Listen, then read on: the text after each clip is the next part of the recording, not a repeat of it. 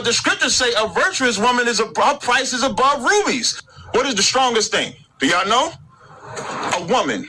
The rule states women competing in the 400-meter races or longer must have testosterone levels lower than 5 nanomoles per liter. While it is difficult to prove if there is a racial intent, sports commentator I.D. Uvio explains how the rule has impacted black female athletes who medaled in the 800-meter race in the 2016 games, but has states if the athletes take medication to lower their natural testosterone levels, then they can compete in the Olympics and other World Athletic sanctioned events. Which is kind of ironic because World Athletics is against doping. It's against altering your natural state and things of this nature. So for an organization that prides itself with drug testing to now ask athletes to take drugs, is a little bit ironic. The 5 nanomoles per liter is a very high reading for any woman. I can tell you that 99% of women I see are going to have a testosterone level lower than 5 nanomoles per liter. All the praises and the honor to Yahweh Bahashem, Yahweh Shah Bahashem, Arecha Ha Kodash, and double honors to the elder apostles and bishops of Great Millstone. Honors to you other brethren, fellow believers of this faith. Shalom to you few sisters. Shalom to the elect. I want to go into this video back on the captain of the ISBK, and you see I put the intro in, and I want to touch on one scripture that he pulled that we're going to go into, and then we're going to go into the Apocrypha. But even science knows that men and women are different, and it just doesn't make sense. Now he knows we're different too, but he's saying that under God is the woman, under the Most High is the woman, and then men. So this means 1 Corinthians 11, he just threw out when it says man was created, the woman was created for the man, not the man for the woman, which Apostle Paul was quoting Genesis, the 2nd chapter, in the 18th verse, where the woman was made as a helpmeet.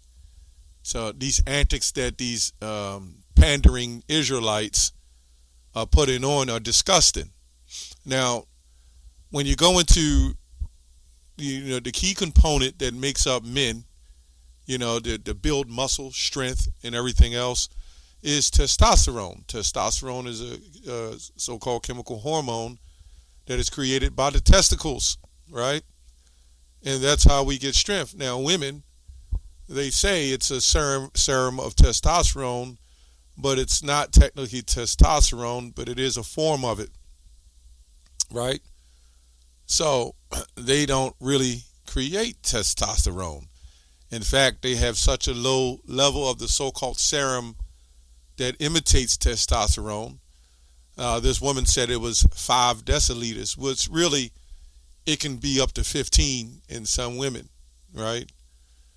That's a part of the hormone connection of why we procreate as much as we do, right? And this is the attack on that, and this is why all over the internet it's all about devaluing the man, right? Scientists have proved women were here before men, and now they've gotten to the black conscience type Israelites. So it's pathetic. Now the man's nanodeciliters of testosterone range from anywhere from 300 to 1,000, which tells you we're clearly different. But these scientists are saying man and woman aren't that far different. Well, the Lord is not going to make a woman look like an alien. We got to be attracted to them. That's what the word female means, feminine male, right? They're our other part, and they're the weaker vessel in all the ways. So this is not a video to try to preserve or defend manhood. We don't have to defend it. We already men, right? But this is the video to defend the doctrine and how dangerous when you say things like that. But then he'll go and quote scriptures later on and say that the Lord, has chosen men. I don't know how he's going to clean that up. But I'll go to a couple scriptures real quick. Proverbs 31 and 10. Who can find a virtuous woman? For her price is far above rubies, right? So then we're going to go to Proverbs 3 and 15. Now, if you're even considering talking about a woman, why would her price be far above rubies, right? Because the Most High don't need a price. So you understand that what is great for a man is a virtuous woman. That's far more better than rubies or anything else you can think of, to have a woman that's going to be in your corner and support you through thick and thin. That's where it's valued to her men, to a man. In fact, this is what it's speaking to, by the way. This is why it says, who can find a virtuous woman? Anyway, Proverbs 3 and 15. She is more precious than rubies, and all the things thou canst desire are not to be compared unto her. Right? But then we're going to go to the precept of this, right? The precept is Proverbs 8 and 11. It says, for wisdom is better than rubies. Right?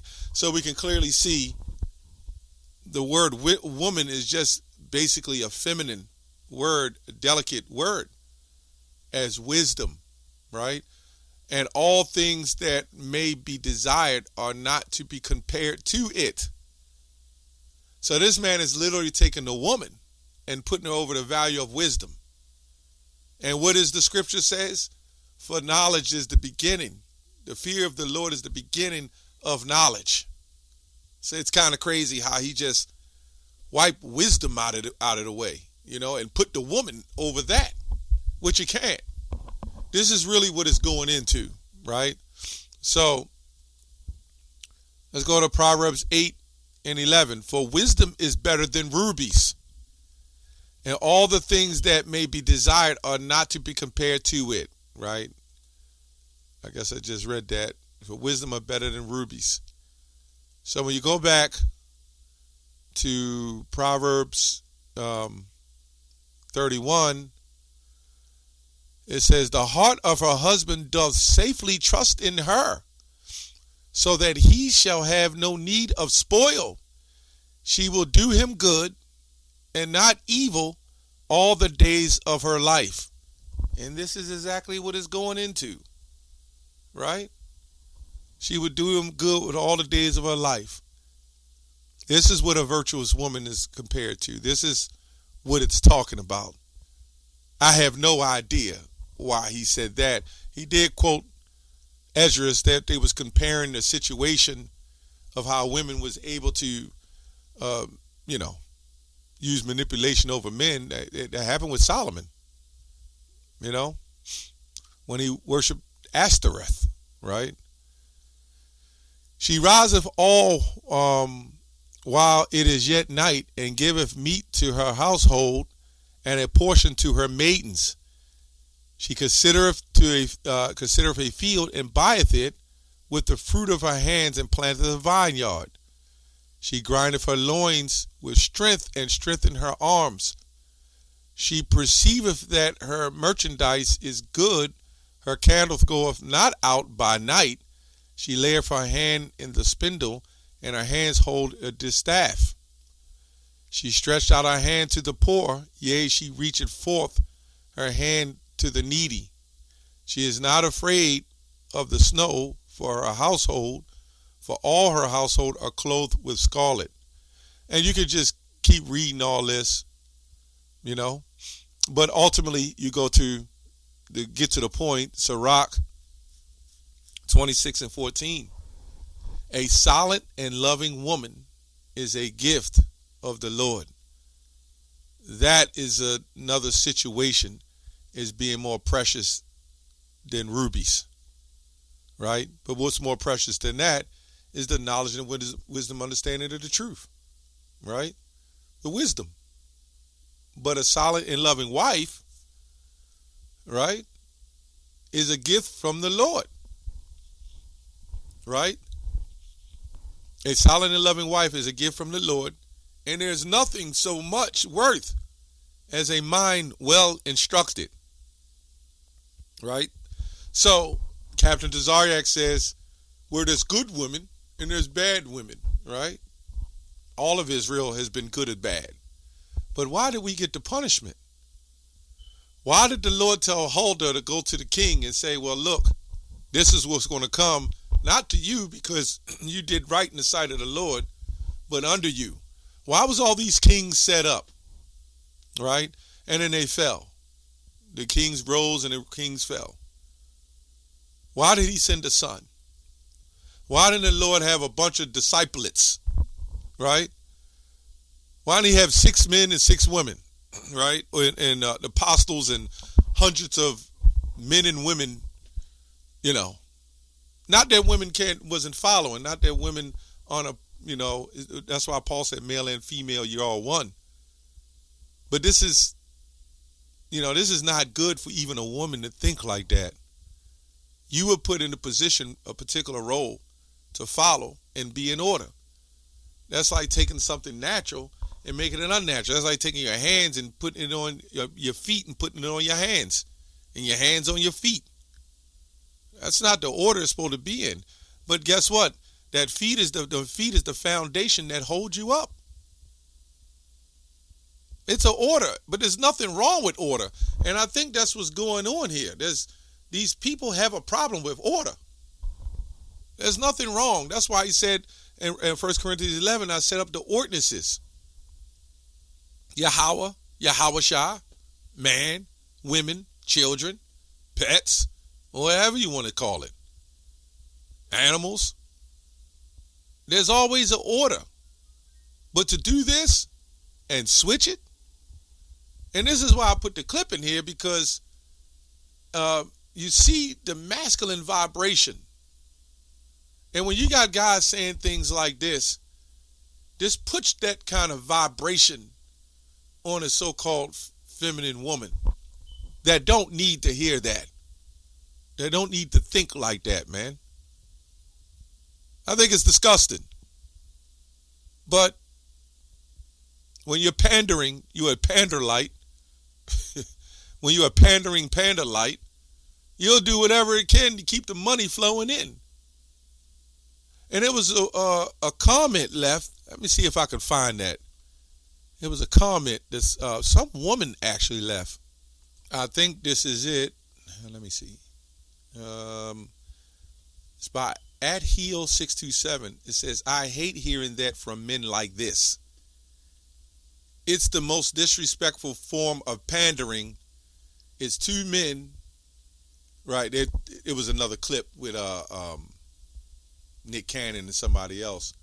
It's 2 men who both prefer white woman, to be with white women, and just want the financial support from black women, right? And there's many factions that this happened, that these guys will sell themselves out, because that's what it is. Especially this IHBK group, they'll sell themselves out. Now, I see most groups do this, but they don't do it like they do it.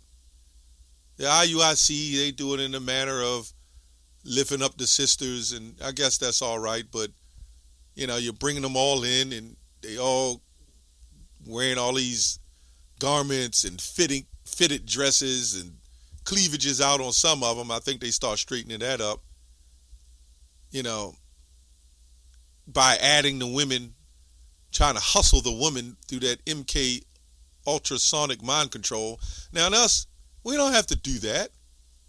If the sisters see that, hey, we're serious about our business, the true sisters, and there might be some of them other groups too, I'm not saying that, and brothers and sisters, the true brothers and sisters will wake up and see this is not a game, this is not a joke, this is not a way to win the woman's hearts. The Lord will bring them if that's the case. That's all it is. It's the Lord. Anyway, that's all I have on that. Shalom.